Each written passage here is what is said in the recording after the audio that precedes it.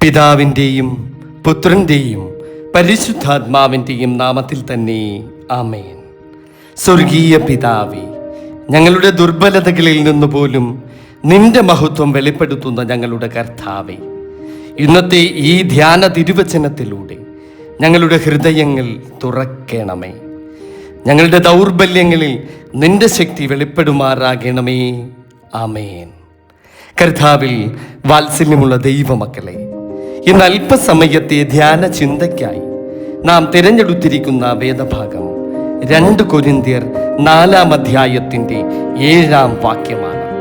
അതിപ്രകാരമാണ്: എങ്കിലും ഈ അത്യന്ത ശക്തി ഞങ്ങളുടെ സ്വന്തമെന്നല്ല, ദൈവത്തിൻ്റെ ദാനമത്രേ എന്നു വരേണ്ടതിന് ഈ നിക്ഷേപം ഞങ്ങൾക്ക് മൺപാത്രങ്ങളിലാകുന്നു ഉള്ളത്. ആമേൻ. പ്രിയ ദൈവമക്കളെ, ഇന്നു നാം ധ്യാനിക്കുന്നത് മനുഷ്യ ജീവിതത്തിൻ്റെ ഒരു അത്ഭുത സത്യത്തെക്കുറിച്ചുള്ള ഒരു വചനമാണിത്. സത്യമാണ് ഇത്. നാം പലപ്പോഴും നമ്മുടെ ബലഹീനതകളെ കുറിച്ച് വിഷമിക്കുന്നവരാണ്. നമ്മുടെ പരാജയങ്ങൾ, പരിമിതികൾ, തെറ്റുകൾ, അങ്ങനെ പലവിധങ്ങളായ കാരണങ്ങളാൽ ബലഹീനതകളെ കുറിച്ച് നാം പലപ്പോഴും വിഷമിക്കാറുണ്ട്. എന്നാൽ നമ്മുടെ ധ്യാന തിരുവചനം, ഈ ദൈവവചനം ഇവിടെ നമ്മോട് പറയുന്നു, നാം മൺപാത്രങ്ങളാണ്. എന്നാൽ നമ്മുടെ ഉള്ളിലുള്ള നിക്ഷേപം ദൈവത്തിൻ്റെ ദാനമാണ്. അത് ദൈവത്തിൻ്റെതാണ്. ഈ വാക്യത്തിൽ മൺപാത്രങ്ങൾ എന്നത് എന്താണ് എന്ന് നമുക്ക് ആദ്യം ചിന്തിക്കാം. മൺപാത്രം എന്നത് നമ്മുടെ ദൗർബല്യം, നശ്വരത, നമ്മുടെ സാധാരണത്വം എന്നിവയാണ്. യഹോവയായ ദൈവം നിലത്തെ പൊടി കൊണ്ട് മനുഷ്യനെ നിർമ്മിച്ചിട്ട് അവന്റെ മൂക്കിൽ ജീവശ്വാസമൂതി മനുഷ്യൻ ജീവനുള്ള ദേഹിയായി തീർന്നു എന്നാണ് ഉൽപ്പത്തി പുസ്തകം 2-ാം അധ്യായത്തിന്റെ 7-ാം വാക്യത്തിൽ നാം കാണുന്നത്. നമ്മുടെ ശരീരം മണ്ണിൽ നിന്നുള്ളതാണ്.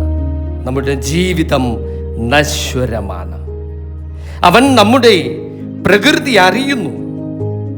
നാം പൊടിയെന്ന് അവൻ ഓർക്കുന്നു. അങ്ങനെയാണ് സങ്കീർത്തന പുസ്തകം 103-ാം അധ്യായത്തിന്റെ 14-ാം വാക്യത്തിൽ നാം കാണുന്നത്. അതായത് ദൈവം നമ്മുടെ ദൗർബല്യങ്ങളെ അറിയുന്നു. ഇനിയും ഈ നിക്ഷേപമെന്ന് ഈ വാക്യത്തിൽ പറഞ്ഞിരിക്കുന്നത് എന്താണ്? ഈ മൺപാത്രങ്ങളിൽ ദൈവം വെച്ചിരിക്കുന്ന നിക്ഷേപം എന്താണ്? അതൊന്ന് 2 കൊരിന്ത്യർ 4-ാം അധ്യായത്തിന്റെ 6-ാം വാക്യം പരിശോധിച്ചാൽ അവിടെ നമുക്ക് വ്യക്തമായി കാണുവാൻ സാധിക്കും. ഇരുട്ടിൽ നിന്ന് വെളിച്ചം പ്രകാശിക്കണമെന്ന് അരുളി ചെയ്ത ദൈവം യേശു ക്രിസ്തുവിൻ്റെ മുഖത്തിലുള്ള ദൈവ തേജസ്സിൻ്റെ പരിജ്ഞാനം വിളങ്ങേണ്ടതിന് ഞങ്ങളുടെ ഹൃദയങ്ങളിൽ പ്രകാശിച്ചിരിക്കുന്നു. അതാണ് ദൈവമഹത്വത്തിൻ്റെ അറിവ്.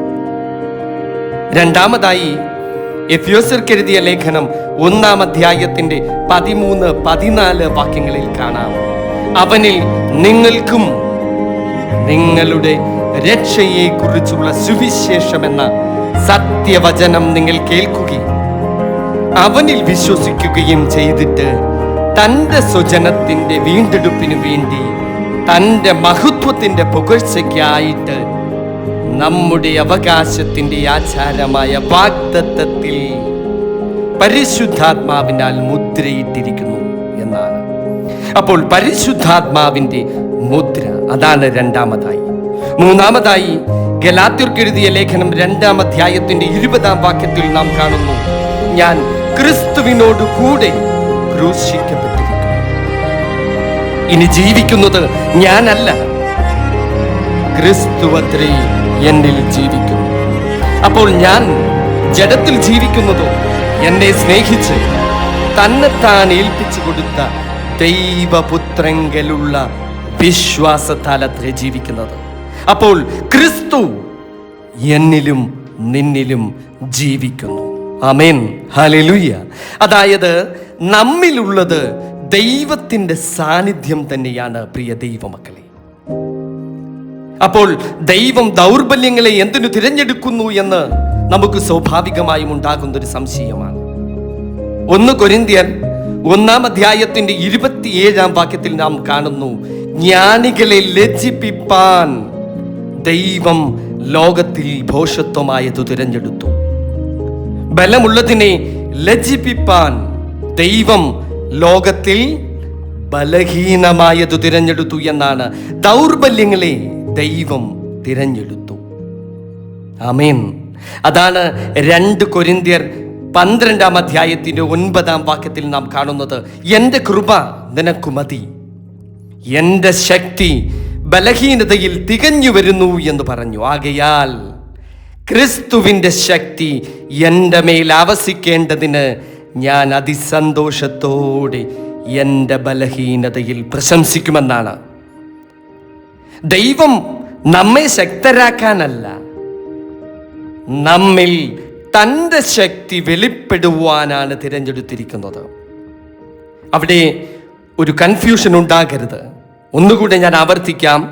ദൈവം നമ്മെ ശക്തരാക്കാനല്ല, നമ്മിൽ തൻ്റെ ശക്തി വെളിപ്പെടുത്താൻ ആണ് ദൈവം നമ്മെ തിരഞ്ഞെടുത്തിരിക്കുന്നത്. ദൗർബല്യങ്ങളിലാണ് ദൈവിക ശക്തി കൂടുതൽ വെളിവാകുന്നത്. പ്രിയ ദൈവമക്കളെ, 2 കൊരിന്ത്യർ 4-ാം അധ്യായത്തിന്റെ 8-9 വാക്യം നാം പരിശോധിച്ചാൽ അവിടെ ഈ പ്രകാരം കാണാം, ഞങ്ങൾ സകല വിധത്തിലും കഷ്ടം സഹിക്കുന്നവരെങ്കിലും ഇടുങ്ങിയിരിക്കുന്നില്ല, ബുദ്ധിമുട്ടുന്നവരെങ്കിലും നിരാശപ്പെടുന്നില്ല, ഉപദ്രവം അനുഭവിക്കുന്നവരെങ്കിലും നിരാശപ്പെടുന്നില്ല, ഉപദ്രവം അനുഭവിക്കുന്നവരെങ്കിലും ഉപേക്ഷിക്കപ്പെടുന്നില്ല, വീണുകിടക്കുന്നവരെങ്കിലും നശിച്ചു പോകുന്നില്ല. ആമേൻ. ജീവിതത്തിൽ പ്രശ്നങ്ങൾ വരും, വേദനകൾ വരും, പക്ഷേ നാം ഒറ്റയ്ക്കല്ല. ദൈവത്തിന്റെ ശക്തി നമ്മിൽ പ്രവർത്തിക്കും. ആ ദൈവിക ശക്തിയുടെ വ്യാപാരം നമ്മിൽ ഉണ്ടാകുവാൻ നാം എന്തു ചെയ്യണമെന്നറിയാമോ? നമ്മുടെ ദൗർബല്യങ്ങളെ നാം സമ്മതിക്കുക, ദൈവത്തിൽ തന്നെ ആശ്രയം വയ്ക്കുക, നമ്മുടെ അഹങ്കാരം വിട്ടുകളയുക, ദൈവം നാമമഹത്വത്തിനായിട്ട് ജീവിക്കുക. പ്രിയ ദൈവമക്കളെ, ദൈവം വിനയമുള്ളവർക്ക് കൃപ നൽകും. പ്രിയ സഹോദരങ്ങളെ, നമുക്ക് പ്രാർത്ഥിക്കാം. നിങ്ങൾ തകർന്നുപോയ മൺപാത്രമാകാം, പക്ഷേ ഓർക്കുക, നിങ്ങളുടെ ഉള്ളിൽ ദൈവത്തിൻ്റെ നിക്ഷേപമുണ്ട്. നിങ്ങൾ ദുർബലരാണെങ്കിലും ദൈവം ശക്തനാണ്.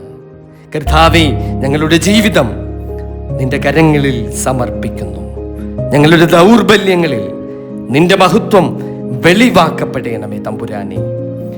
ഞങ്ങളെ നിന്റെ നാമമഹത്വത്തിനായിട്ടുള്ള ഉപകരണങ്ങളാക്കി തീർക്കുമാറാകണമേ. ആമേൻ.